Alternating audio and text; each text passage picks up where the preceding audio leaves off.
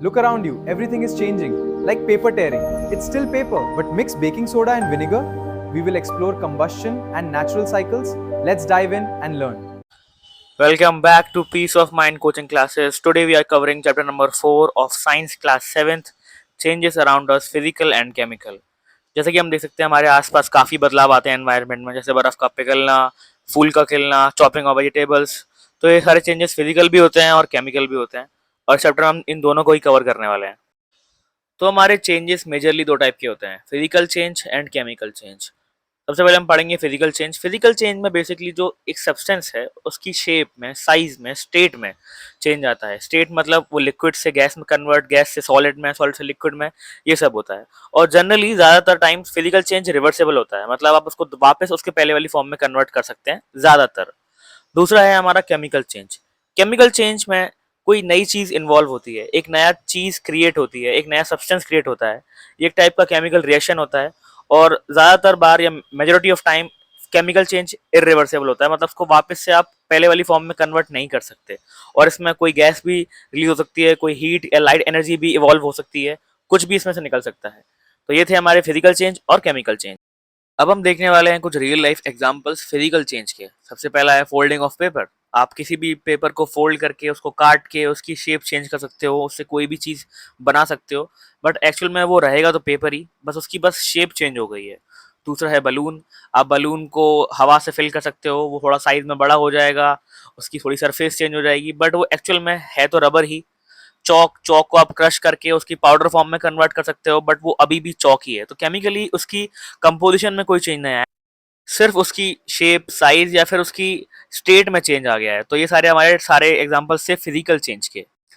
तो जैसा कि हम देख सकते हैं, केमिकल चेंज और फिजिकल चेंज में सबसे बड़ा जो मेजर डिफरेंस है वो ये है कि केमिकल चेंज में कोई ना कोई नया सब्सटेंस या कोई नई चीज फॉर्म होती है, और दूसरी चीज इसमें कोई गैस रिलीज होती है या फिर कोई लाइट या हीट एनर्जी भी रिलीज हो सकती है। तो इसके हम दो एग्जांपल देखने वाले हैं जो हमारी बुक में मेंशन है। सबसे पहला है turning of lime water milky. Lime water हमारा होता है कैल्शियम हाइड्रो ऑक्साइड। जब हम उस कैल्शियम हाइड्रो ऑक्साइड में अपने मुंह से एयर ब्लो करते हैं और हम हमारी एयर के अंदर CO2 प्रेजेंट होता है, तो जैसे ही जो हमारी कार्बन डाइऑक्साइड हमारे मुंह से निकल के उस लाइम वाटर में जाती है, वो दोनों आपस में करते हैं केमिकल रिएक्ट, और उससे हमारा एक नया सब्सटेंस फॉर्म होता है जिसका नाम है कैल्शियम कार्बोनेट, CaCO3।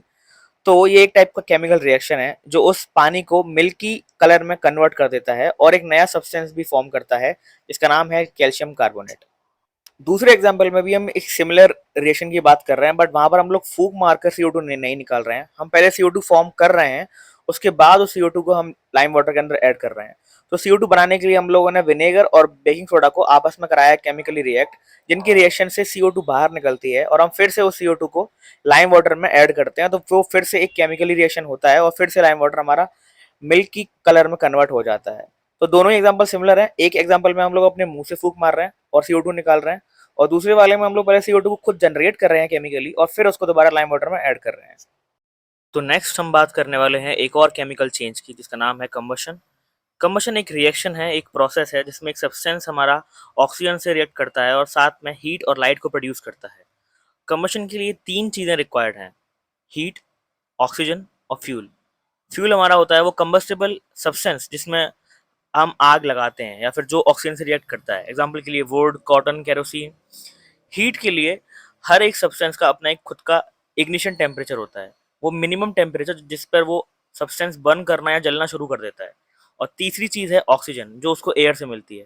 जब भी हम किसी कंबस्टेबल सब्सटेंस को खुले में आग लगाते हैं उसको कंबशन बोलते हैं। और आप जैसे कि देख सकते हैं यहाँ पर एक एग्जांपल और भी दिया हुआ है, जहाँ पर हमारे पास एक कैंडल दी हुई है। जब कैंडल खुले में जल रही है तो वो आराम से इजीली बर्न हो रही है, बट जैसे ही हमने उसके ऊपर ग्लास टम्बलर रख दिया तो उसका जितना भी ऑक्सीजन था वो कट ऑफ हो गया और कैंडल बुझ गई। तो इसका मतलब कंबशन के लिए ऑक्सीजन बहुत ज़्यादा हद तक रिक्वायर्ड है। जैसा हमने अभी अभी देखा कि कंबशन के दौरान हमको इग्निशन टेम्परेचर यानी हीट बहुत ज़्यादा रिक्वायर्ड होती है। इग्निशन टेम्परेचर वो टेम्परेचर है जो मिनिमम टेम्परेचर पे एक चीज़ जलना शुरू कर दे या फिर फायर को कैच कर ले और बर्न करने लग जाए, वही उस चीज़ का इग्निशन टेम्परेचर होता है। एग्जाम्पल के लिए जब हम एक पेपर के ऊपर मैग्नीफाइंग ग्लास से सारी जितनी भी सोलर हमारी हीट एनर्जी है, जो सनलाइट है, उसको एक पॉइंट पर फोकस करते हैं, तो वहाँ पर हीट धीरे धीरे बढ़ना शुरू हो जाती है। और वो अमाउंट ऑफ टेम्परेचर, जिस टेम्परेचर पे आके हीट उतनी हो जाए कि वो पेपर बर्न करना स्टार्ट कर दे, वही पेपर का इग्निशन टेम्परेचर होगा।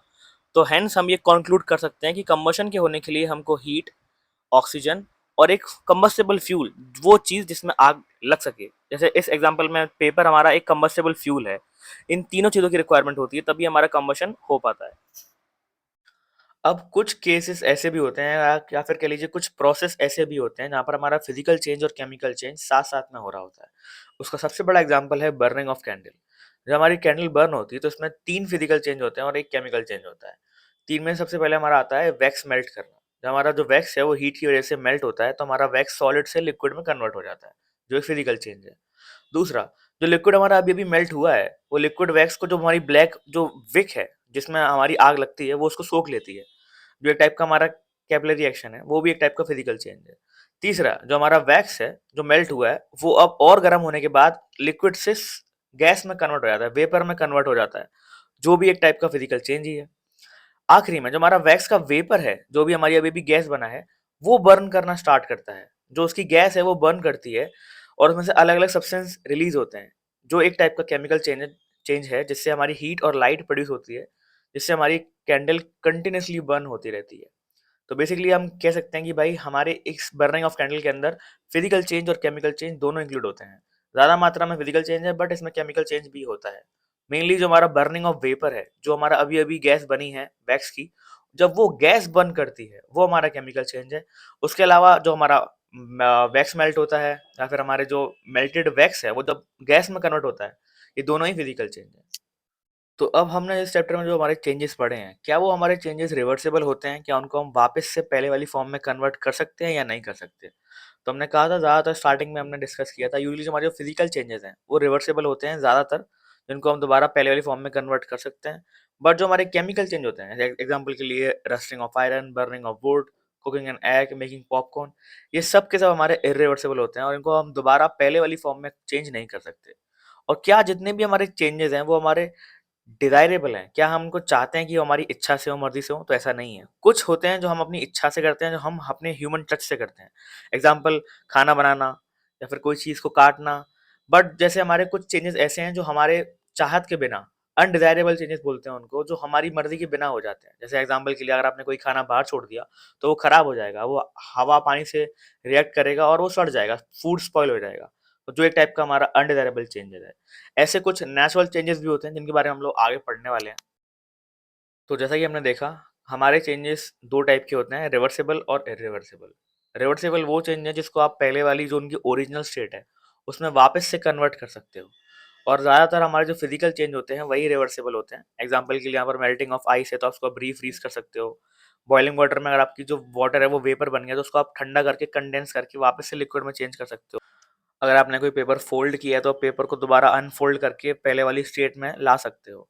बट दूसरे हाथ पे जो हमारे केमिकल चेंजेज़ हैं, एग्ज़ाम्पल के लिए चॉपिंग ऑफ वेजिटेबल्स है, मेकिंग पॉपकॉर्न है, आयरन में जब रस रस लग जाती है, तो आप उसको हटा नहीं सकते। वो एक बार केमिकल रिएक्शन है जो हो चुका है, आप उसको पहले वाली फ़ॉर्म में कन्वर्ट नहीं कर सकते। तो ये सारे हमारे होते हैं इर्रिवर्सिबल चेंजेज़। अब हम चेंजेज़ को 2 कैटेगरी में और डिवाइड कर सकते हैं, डिज़ायरेबल और अनडिज़ायरेबल। डिज़ायरेबल चेंजेस वो चेंजेस हैं जो हम चाहते हैं कि हम अपनी इच्छा से करते हैं और वो हमारे लिए यूज़फुल होते हैं, हमारे लिए बेनिफिशियल होते हैं, जो हम अपने आप करते हैं जानबूझकर। जैसे मान लीजिए कुकिंग ऑफ फूड, मिल्क को हम लोग जब दूध को दही में कन्वर्ट करते हैं, फ्रूट्स का पकना, ये सब हमारे लिए हेल्पफुल होता है और हमारे डेली लाइफ में हम इनको यूज़ करते हैं ताकि हमारी फूड और हेल्थ और एनवायरनमेंट को हम इम्प्रूव कर सकें। दूसरे हाथ पे हमारे कुछ होते हैं अनडिज़ायरेबल चेंजेस जो हम हमारे लिए हार्मफुल होते हैं और हमको जो ये चाहिए नहीं होते बट तब भी ये हो जाते हैं, अनवांटेड होते हैं। जैसे rusting of iron, spoilage of food, peeling of paint, air pollution, ये सारे वो चेंजेस हैं जो चेंजेस तो होते हैं बट हमको चाहिए नहीं होते, बट वो ऑटोमेटिकली हो जाते हैं, तो वो हमारे लिए अनडिज़ायरेबल होते हैं। अब हमारे एनवायरनमेंट में कुछ स्लो नेचुरल चेंजेस भी होते हैं जिनको होने में हज़ारों साल लगते हैं। उसका एक पहला टाइप है वेदरिंग ऑफ रॉक्स, मतलब होता है पत्थरों का टूटना-फटना। जो हमारे बड़े-बड़े पत्थर हैं वो टूट-टूट के छोटे पत्थर में चेंज हो जाते हैं, जिनको हम सेडिमेंट्स भी बोलते हैं, उसको हम वेदरिंग बोलते हैं। अब वेदरिंग में हमारे कुछ फिजिकल चेंज भी होते हैं और कुछ केमिकल चेंज भी होते हैं। फिजिकल चेंज में हमारे होते हैं वो चेंजेस जो हमारे होते हैं टेम्परेचर चेंज की वजह से। ऐसे मान लीजिए आस-पास कोई हमारा प्लांट है, उसकी रूट्स आ गई रॉक के ऊपर, जो भी उनके बीच में क्रैक्स क्रिएट कर देती हैं। कभी-कभार जो हमारा रेन वाटर है, बारिश, तेज़ बारिश, हवा, गर्मी, सब कुछ जो भी एक पत्थर को तोड़ दे और जो हमारा प्रोसेस है जो हज़ारों साल तक चलता रहे और जिससे हमारे जो बड़े पत्थर हैं वो छोटे पत्थर में कन्वर्ट हो जाएँ, उसको वेदरिंग बोलते हैं। वेदरिंग में केमिकल चेंज भी होता है। कभी कभार कुछ हमारे ऐसे पत्थर होते हैं जिनके अंदर आयरन की जो क्वांटिटी है, जो मात्रा है, वो बहुत ज़्यादा होती है, और जो उनके अंदर आयरन है वो अपने आसपास के हवा से और पानी से रिएक्ट करके कुछ चेंजेस लेकर आता है। जैसे एग्जांपल के लिए हमारा जो एक बसाल्ट रॉक है, ब्लैक रंग का होता है, वो उसके अंदर आयरन की क्वांटिटी बहुत ज़्यादा होती है। तो जो उसका आयरन है वो आसपास की हवा और पानी से रिएक्ट करता है और अपने बाहर एक लाल रंग की red layer, outer layer form कर लेता है, जो हमारे टाइप का केमिकल चेंज है। अगला हमारा है erosion. Erosion weathering almost similar है, बट सबसे बड़ा जो मेजर डिफरेंस है दोनों में वो ये है कि इरोजन हमारा होता है पोजीशन चेंज होने के बाद। वेदरिंग हमारी एक ही जगह पर होती है, उसमें कोई लोकेशन चेंज नहीं होता, बट इरोजन में हमारी लोकेशन चेंज होती रहती है। एग्जाम्पल के लिए जो हमारा रिवर वाटर है वो बहुत सारे पत्थरों को अपने साथ में लेकर जाता है, तो वो पत्थरों की वेदरिंग होती है एक तरह से, कह लीजिए वो भी टूटते फूटते हैं, बट उनकी लोकेशन चेंज होती रहती है। दूसरा जो हमारी जो विंड है वो बहुत सारी मिट्टी को एक जगह पर आकर इकट्ठा कर देती है, वहां पर भी वो बेसिकली वेदरिंग हो रही है, बट उनकी लोकेशन भी चेंज हो रही है।